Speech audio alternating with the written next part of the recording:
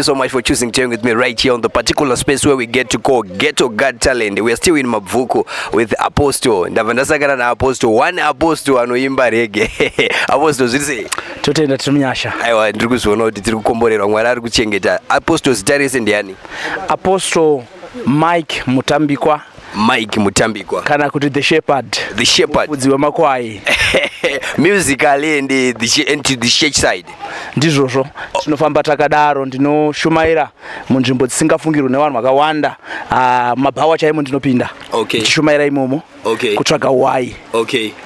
But you as an apostle, tikatarisa nzvimbo dzese dzamukutaura the likes of mabhawa chichi kwamunoenda muchinoshumaira, munoshumaira kumabhawa chete kana kuti even kuchechi futi? Nekuchechi futi, but more into manyaya dzemabhawa here, because quoting from nyaya yamakambobuda nayo paH Metro panga pakakotwa the word bar. Ndizvo chaizvo. Sa Jesu watinoteedzera haana kuuya kuzotsvaga vakanaka, akauya kuzotsvaga vanga vakarasika. Saka nzvimbo dzinotowanikwa vanhu ndo dzinoda kuenda vafundisi, asi vafundisi vakawanda vagone kuenda nekuti vanoti hakuna kufanira. Saka nekuda kwekudanwa ndo mandiri mumomo. Okay, but why is it zvidhakwa zvizhinji zvinotaura kuti nguva yekuchechi nguva yekuchechi, kana tauya kubhawa hatina kuuya kuzoshumira, tauya kuzonamata, tauya kuzodhakwa isusu? Zvakaita zvekuti nyika ine maonero yakaita. Okay. Ichibva yatongoti kana munhu achinge anzi aenda kubhawa atoshata. Kuto nevafundisi vari ikoko, nemadhikoni, nemapresident worshipers, vanotoziva word asi vanongoshayirwa nguva chete. Saka nekuda kwekudaro zvinotipa mukana kuti taure tichidzoredzana, tichionesana, Mwari vachitibatsira. Okay, from your own side of view, I just want to ask this question. Wawatingati wakashata here to the church side? Hunhu hunozobuda ipapo ndo wakashata, asi wawa hauna chakashata. Ipapo nekuti wawa tingati zvakangofanana nengoti wamwa mvura chazobuda mauri, chazobuda. Oh, saka kunwa wawa kuchechi kwenyu mimi hakuna kushata. Chero ndikauya kuchechi kwenyu ndichitonwa wawa, ndakagara ndakabata koti rangu ndiri kumacheya kuya munokwanisa kutonditolereta. Kana muchechi zvaMwari unozongorespectawo, ungoziva ungoti inguva yekunzwa shoko raMwari. Chakaitika ndechekuti ndakanopinda mukati menzvimbo ine vanhu vane kuita kwavo. Haungosvika mbame munhu ungotanga kuti bvisa sofa irisa pakati, bvisa pakati, isa pakati. Unotomboitawo zvimo, wotombotaura nevanhu ivavo kusvika wazopiwa mukana. Sorry for cutting you, musati maenda kure. Like what you are trying to say is imi muchinosvika kubhawa muchida kuno approach munhu akabata tuma black label ake, munotombotanga matengawo black label renyu, munogara paside naye, then mochibva ipapo aiwa tinoda kuona tiri kufambirana. Zvakanaka, handizodaro zvangu nekuti handinwe. Okay. Ndidori mushumiri chaiwa Jehovha. Asi so munoconnecta sei nezvidhakwa? Masvikiro anoita vamwe ndo anosiyana, nekuti vamwe vakagara vakatongoti uyu munhu akashata, asi chiripo ndechekuti kutumwa kunotsvaga, anotumwa kunotsvaga ane maendero anoita, achinosvika achitaura navo nenzira yakapfava, nekuti uri kunyengerera semunhu ari kupfimba mudzimai. Haungotaura kuti inini ndakashata, ndakaoma, ndine hasha. Une masvikiro aunoita. Saka ndizvo nemasvikiro atinoitawo, tikasvika vachiita zvavanenge vachiita, kutogara tokurukura, totaurawo Jesu watinotaura ipapo kusvika tanzwanana. Okay, I really understand that side of yours. Okay, moving on to another chapter. Maprofit mazhinji andinoziya inini, accordingly from my own understanding side, most of them out of 100%, tongoti 99% vanoimba gospel genre.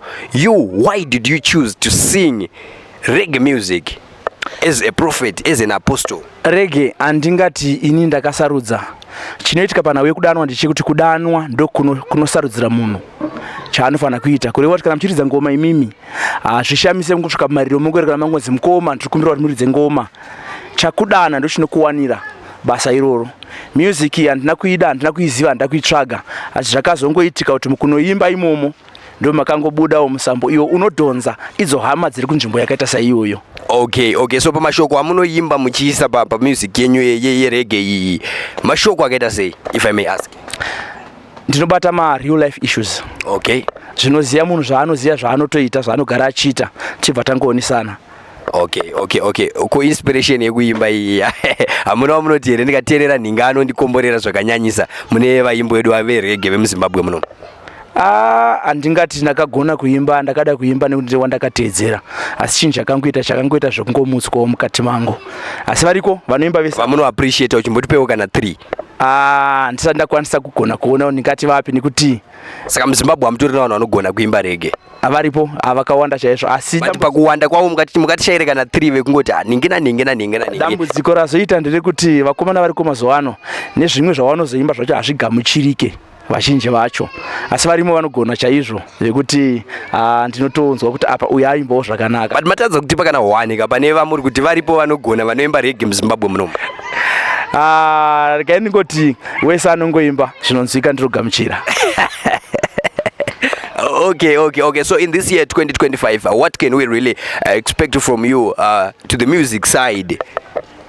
Tinotenda Mwari vari kutipa misambo chaiyo yekuti kana munhu akanzwa yakadzikama yevanhu vechikuru inoramba ichirarama, kwete zvemisambo inongoti kaimbwa ndiye 2 minutes, kutoimba chaizvo zvinobata, zvinotsura, zvinodzidzisa, zvine umwari hwakanyanya mukati.